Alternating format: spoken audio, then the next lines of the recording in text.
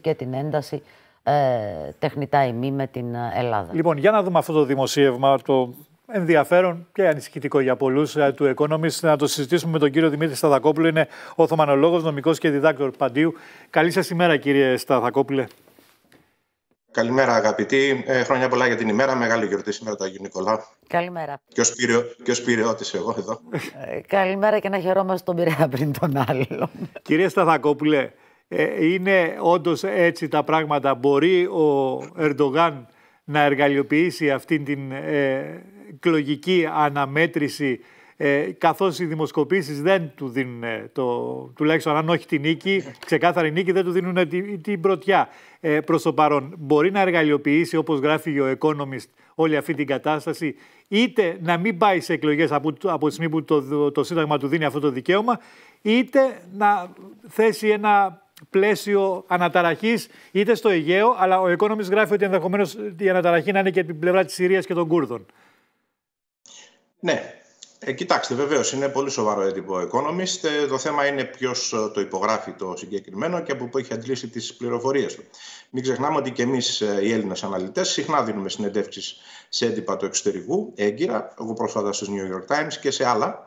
Επομένως, κοιτάμε πάντοτε ποιος δίνει την πληροφορία και τι μπορεί να κρύβεται πίσω από την διοχέτευση και την αξιολόγηση αυτής της πληροφορίας. Τώρα, αναφορικά με το θέμα το οποίο λέτε. Πράγματι, το τουρκικό σύνταγμα, για την ακρίβεια, ο τροποποιητικός νόμος του τουρκικού συντάγματος του 18, το άρθρο 119, ορίζει τις περιπτώσεις έκτακτης ανάγκης. Μέσα εκεί έχει πάρα πολλά. Προβλέπει ότι μπορεί να πάνε πίσω οι εκλογές. Έχει πάρα πολλά. Τώρα μιλάμε για τις εκλογές, ειδικά στο άρθρο 119. Να πάνε πίσω οι εκλογές για 6 μήνες και μετά για άλλους 4, και ο πρόεδρος να διοικεί τη χώρα με πι-δέλτα, με προεδρικά διατάγματα, τα οποία θα φέρνουν εντός τριμήνου για επικύρωση ενώπιον της Εθνοσυνελεύσεως. Αυτό δεν θεωρείται συνταγματική εκτροπή, είναι νόμιμο δηλαδή σύμφωνα με το Σύνταγμα της Τουρκίας.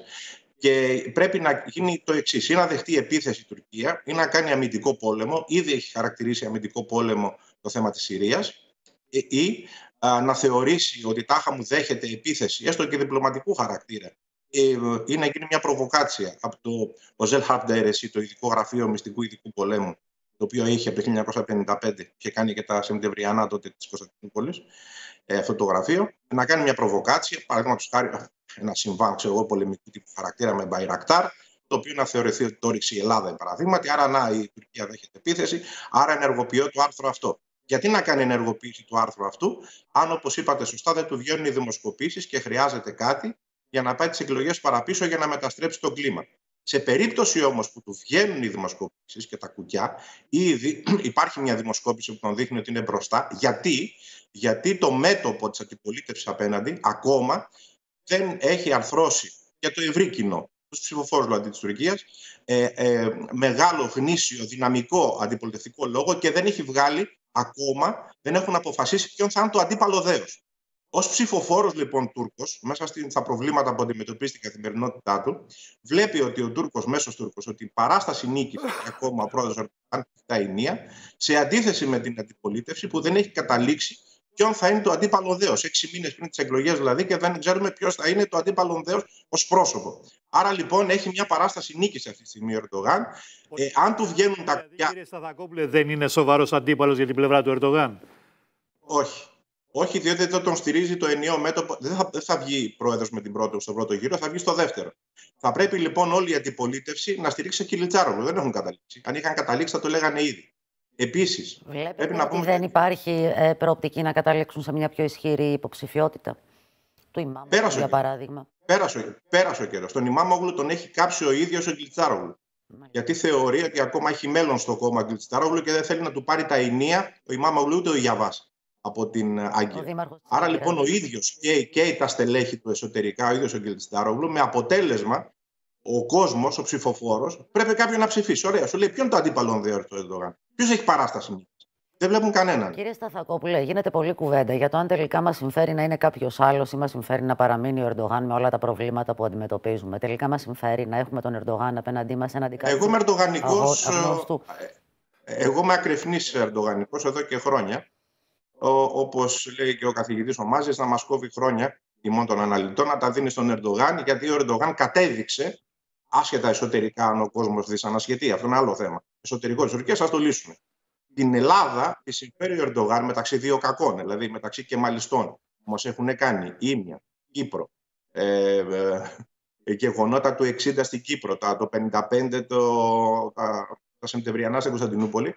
Ο Ερντογάν είναι της λογικής πολιορκίας, ξέρουμε τι κάνει, ξέρουμε τι λέει, δεν είναι επιθετικός, με την έννοια να κάνω μια επίθεση ένοπλη, σε αντίθεση με τους κεμαλικούς. Το ξέρουμε 20 χρόνια τι πιστεύει. Καλά να είναι ο άνθρωπος, μεγαλώνει όμως λίγο και σε ηλικία, έρχεται και το γύρας. Και πέραν τούτου έχει δείξει το αληθινό πρόσωπο της Τουρκίας στον δυτικό κόσμο, δηλαδή στους συμμάχους μας, και έχουμε πλέον αντιληφθεί οι πάντες με τι έχουμε να κάνουμε, δηλαδή τι σημαίνει Τουρκία. Αυτό το κατέδειξε ο Ερντογάν. Κύριε Σταθακόπουλε, εμάς εδώ στην Ελλάδα πρέπει να μας ανησυχεί το δημοσίευμα αυτό, γιατί σας το ρωτάω, ποιο είναι το συμφέρον του Ερντογάν για να κερδίσει εκλογές? Μία αντιπαράθεση με την Ελλάδα ή με τους Κούρδους? Γιατί λέγεται ότι οι λαοί δεν έχουν να μοιράσουν κάτι. Ο ελληνικός λαός με τον τουρκικό λαό είναι πάρα πολύ κοντά σε πολλές μορφές της ζωής. Οι Κούρδοι όμως με τους Τούρκους δεν έχουν την ίδια συχνότητα επαφών. Και υπάρχει και το ανοιχτό μέτωπο του ΠΚΚ, υπάρχουν τα επεισόδια τα πολεμικά. Τι συμφέρει τον Ερντογάν? Αντιπαράθεση με την από εδώ πλευρά του Αιγαίου ή με την Συρία και τον κουρδικό παράγοντα? Η λογική του Πρόεδρου Ερντογάν αναφορικά με την Ελλάδα είναι η πολιορκία. Όπως λέει στο έργο του «Πόλεμος και Ειρήνη» ο Λέων Τολστόι, έχω σύμμαχο τον χρόνο και την υπομονή. Θεωρεί ότι σε βάθος χρόνου θα κατορθώσει να κερδίσει αυτά που θέλει από την Ελλάδα, χωρίς να γίνει ένοπλος αγώνας. Αυτή είναι η λογική του. Τώρα, αναφορικά με τους Κούρδους, τους λέμε έτσι ως ενιαίο σώμα, αλλά δεν είναι ενιαίο σώμα. Ο μέσος Κούρδος, που είναι αστικοποιημένος, γιατρός, δικηγόρος, έμπορος, επιχειρηματίας, οτιδήποτε μέσα στην Τουρκία, είναι 30 εκατομμύρια άνθρωποι, δεν θέλουν ένοπλη σύγκρουση με το κράτος του οποίου φέρουν την υπηκότητα. Το ότι υπάρχουν περίπου 3 εκατομμύρια αντάρτες στα βουνά δεν καλύπτει την πλήρη κουρδικότητα, αν θέλετε. Και οι Κούρδοι είχαν πάρα πολλές ευκαιρίες μέσα στους αιώνες να κάνουν δικό τους κράτος, αλλά επειδή ακριβώς έχουν μεγαλύτερη διχόνοια δολερή από ό,τι έχουμε εμείς ως Έλληνες στο διάβα της ιστορίας μας, είναι ακόμα πιο διχαστική μεταξύ τους. Γι' αυτό το λόγο δεν έχουν κατορθώσει να κάνουν και κράτος. Άρα λοιπόν, εγώ δεν βλέπω τους Κούρδους γενικώς να είναι αντιερντογανικοί, ειδικά όταν τους θυμίζει την εκμετάλλευση που έχουν υποστεί και τους πολέμους που έχουν υποστεί από τους Κεμαλικούς. Σε αντίθεση, τους θυμίζει ότι τους ενώνει μεταξύ τους η θρησκεία. Δηλαδή ότι εγώ προτάσω τον μουσουλμανισμό πρωτίστως, άρα και εσείς, άρα έχουμε σημείο επαφής, ενώ με τους άθεους, αστούς κεμαλιστές δεν έχετε κανένα σημείο επαφής και οι οποίοι σας έχουν κυνηγήσει όλα αυτά τα χρόνια. Μην ξεχνάμε την εξόντωση που κάνανε ήδη από την εποχή του Κεμάλ, από τη δεκαετία του 30 και μέχρι πρότινος, δηλαδή κατά των Κούρδων. Και βεβαίως δεν τους συνδράμωσαν τίποτα οι κεμαλιστές. Άρα τους θυμίζει ότι τουλάχιστον έχουν ένα σημείο επαφής που λέγεται θρησκεία. Πρόεδρος Ερντογάν. Κύριε Σταθακόπουλε, να σας ευχαριστήσουμε πολύ για την συνομιλία που είχαμε. Καλή σας ημέρα. ημέρα. Λοιπόν, οι δίπλες κάλπες σε Ελλάδα.